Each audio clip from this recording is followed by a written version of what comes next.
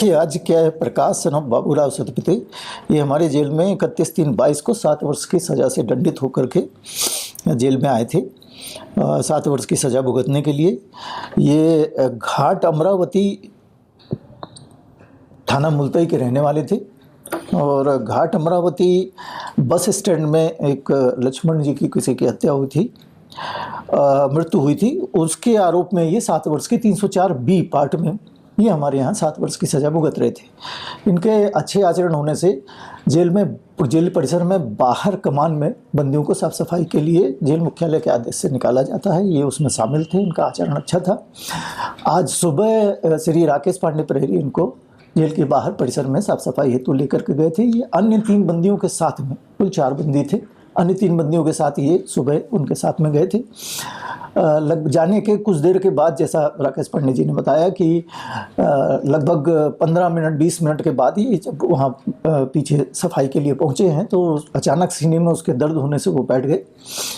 तो एम्बुलेंस वहीं पर थी, तो राइफल गार्ड जो हमारे थे अक्षय मालवीय प्रहरी और राकेश पांडे जी ने इन्हें तत्काल एम्बुलेंस में रखकर जिला अस्पताल बैतूल लेकर के इनके जाने गए। वहाँ पर कुछ समय परीक्षण करने के बाद उन्हें मृत घोषित किया गया है।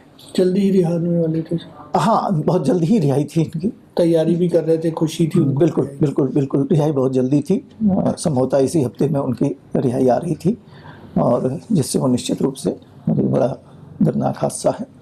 सर, ये अक्सर ये कहा जाता है कि जब भी कैदी की रिहाई होने वाली होती है तो वो अपनी तैयारियां करता है। ये भी बहुत सारी तैयारियां कर रहे थे।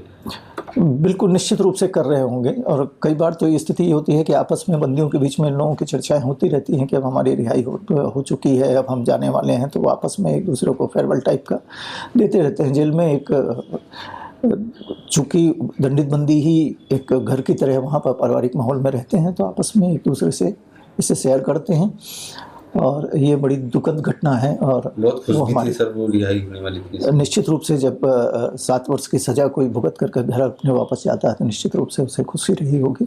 सर, क्या ये पूरा घटनाक्रम किसी सीसीटीवी में रिकॉर्ड हो पाया?